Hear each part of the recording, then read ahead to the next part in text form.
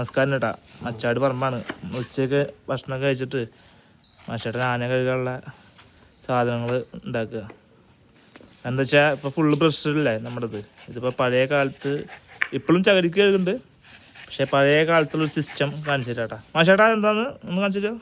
ഇത് പഴയ കാലത്ത് പറഞ്ഞാൽ നമ്മൾ ഓരോ പറമ്പിലൊക്കെ ചകിരികൾ കിടക്കില്ലേ, ആ കിടക്കണ കാലത്ത് കിടക്കണ അവിടെ നിന്ന് നമ്മൾ കുറേ ചകിരിയൊക്കെ ഇതേപോലെ എടുക്കും.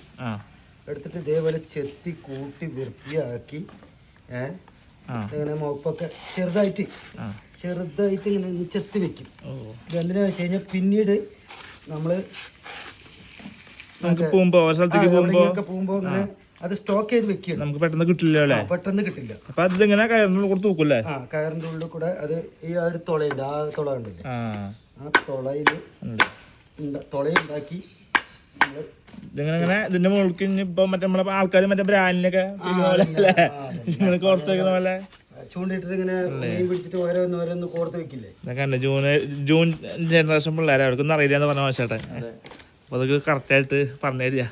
ഇതൊക്കെ അവൻ ചെത്തെന്താട്ടാ. ഇനി ഇത് കഴിഞ്ഞിട്ട് വേണം, മാഷേട്ടൻ്റെ കഴിഞ്ഞിട്ട് വേണം കലാമിക്ക് ചെത്തി പിടിക്കാനുള്ളതാ. 5 വയസ്സിൽ പറഞ്ഞ പോലെ എന്താ പറയാ, ഇപ്പൊ പഴയതിൽ പഠിച്ചിട്ട് പുതിയ തരാന്ന് പറഞ്ഞു മാഷേട്ടൻ. അതൊന്ന് കാണിച്ചു തരാൻ വേണ്ടിയിട്ടുള്ളൊരു വീഡിയോ കേട്ടോ.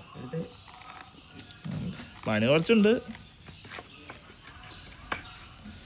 മാഷേട്ടന് വേണ്ടി ചെയ്ത് എക്സ്പീരിയൻസ് ചെയ്യാനല്ലേ. അപ്പൊ നമുക്കൊരു പണ്ട് പറഞ്ഞ ബ്രഷൊന്നും ഇല്ല.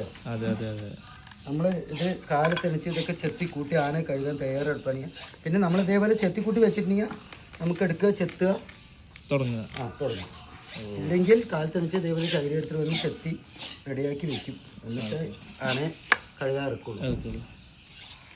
ഇതൊന്ന് കാണിച്ചു തരാൻ വേണ്ടിയിട്ട് എടുത്തൊരു വീഡിയോ കേട്ടോ. അടുത്തൊരു വീഡിയോയിൽ കാണാം.